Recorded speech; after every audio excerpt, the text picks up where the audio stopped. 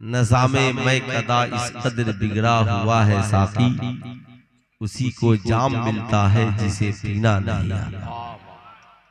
नज़ामे मैं कदा इस कदर बिगड़ा हुआ है साकी, उसी को जाम मिलता है जिसे पीना नहीं आता। नहीं तेरा नशीमन कसरे सुल्तानी के गुंबद पर, तू शाहीन है बसेरा कर पहाड़ों के चट्टानों पर। हजरात, समाज में इज्जत सबको चाहिए, बच्चा हो, बूढ़ा हो, मर्द हो, औरत हो, समाज में इज्जत सबको चाहिए। सबकी ख्वाहिश है जमाना मेरा एहतराम करे, लोग मेरी कद्र करे, जमाना मुझे रिस्पेक्ट की नजर से देखे, लोग मेरी ताज़ीम करे। मगर एक कुरान तू बता, इंसान की तरक्की की राह क्या है, इंसान की इज्जत की राह क्या है, इंसान को समाज में इज्जत मिले, दर्जा मिले, रुतबा मिले, इसकी राह क्या है? तो कुरान कहता है इसकी एक राह है, उतुल इल्म दर्जात, जो तालीम हासिल करेगा अल्लाह उसकी इज्जत को बढ़ा देगा, उसके रुतबे को बढ़ा देगा, उसकी हैसियत को बढ़ा देगा।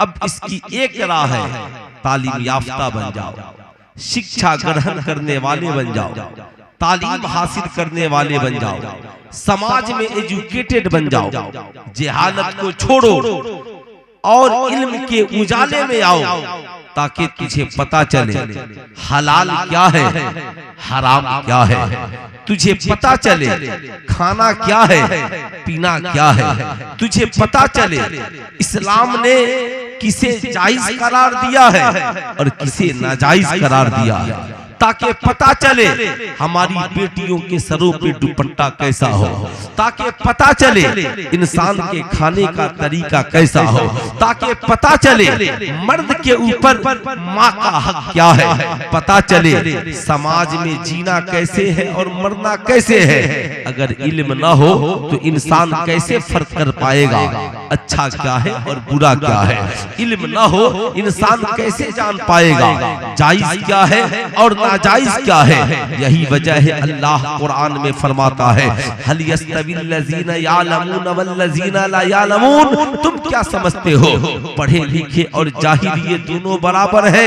ऐसा नहीं हो सकता, दोनों बराबर नहीं हो सकते, बल्कि अल्लाह ताला ने इल्म वालों के रुतबे को बढ़ा दिया है। समाज में हर इंसान अपने इल्म के मुताबिक इज्जत पाता है, डॉक्टर अपने इल्म के मुताबिक, इंजीनियर अपने इल्म के मुताबिक, प्रोफेसर अपने इल्म के मुताबिक, साइंटिस्ट अपने इल्म के मुताबिक, राइटर अपने इल्म के मुताबिक, हर इंसान अपने इल्म के मुताबिक समाज में इज्जत पाता है। लेकिन आपने ऐसा नहीं देखा होगा डॉक्टर इंजीनियर के पीछे खड़ा हो, इंजीनियर प्रोफेसर के पीछे खड़ा हो, प्रोफेसर डॉक्टर के पीछे खड़ा हो। हर इंसान अपने महकमे में अपने इल्म के मुताबिक इज्जत पाता है। मगर कसम खुदा की, जब हमारी कौम का कोई बच्चा सीने में कुरान को महफूज करता है, हाफिज कुरान बन जाता है, आलिम दीन बन जाता है, दीन का जानकार बन जाता है, फिर अपनी बस्ती के मस्जिद में पहुंचता है, मुसल्ले इमामत पे खड़ा होता है, क्या डॉक्टर, क्या इंजीनियर, क्या प्रोफेसर, क्या राइटर, सारा जमाना उस हाफिज कुरान के पीछे खड़ा हो जाता है, सारी दुनिया उस आलिम दीन के पीछे खड़ी हो जाती है। लोगों ने पूछा एक डॉक्टर से, डॉक्टर साहब बात क्या है कि आप इतने बावकार होकर, आप इतनी ऊंची शख्सियत होकर, समाज में आपका नाम है, आपकी अलग एक अपनी पहचान है, लेकिन क्या बात है आप एक टूटी हुई चटाई पे बैठने वाले मौलवी के पीछे खड़े हो जाते हैं?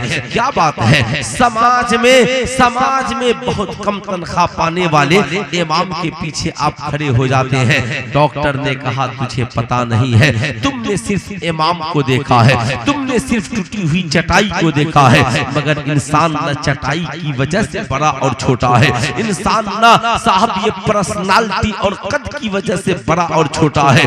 अरे सुनो, हम डॉक्टर बने हैं ये सही है, लोग इंजीनियर बने हैं ये सही है, लोग साइंटिस्ट बने हैं ये सही है, लेकिन याद रखना हम डॉक्टर बने हैं, इंजीनियर बने हैं, प्रोफेसर बने हैं, हम दुनिया के इंसानों की लिखी हुई किताबों को पढ़कर डॉक्टर और इंजीनियर बने हैं। हमारा जो इमाम बना है वो अल्लाह की नाज़िल करदा किताब कुरान अजीम को पढ़कर आलिम दीन बना है, कुरान अजीम को पढ़कर मस्जिद का इमाम बना है। हम शख्सियत और इंसान देखकर उसकी ताज़ीम नहीं करते, हम तो कुरान देखकर उसकी ताज़ीम करते हैं।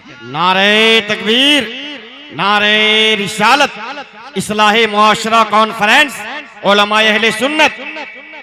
अब बात समझ में आ गई साहब, इंसान बहैसियत खुद बड़ा नहीं होता, इन आंखों की वजह से नहीं, इन हुस्न जमाल की वजह से नहीं, ये पर्सनालिटी की वजह से नहीं, दौलत और सरवत की वजह से नहीं, बल्कि अगर आलिम का रुतबा बढ़ा है तो कुरान की तालीम की वजह से, हाफिज़ कुरान का रुतबा बढ़ा है साहब कुरान की तालीम की वजह से। इसलिए मैं आपसे कहूंगा, आइए जरा कुरान के करीब होइए, जानना बहुत जरूरी है। जो कौम कुरान के करीब नहीं होगी और कुरान छोड़कर चली जाएगी साहब, उसका हश्र अच्छा नहीं होगा।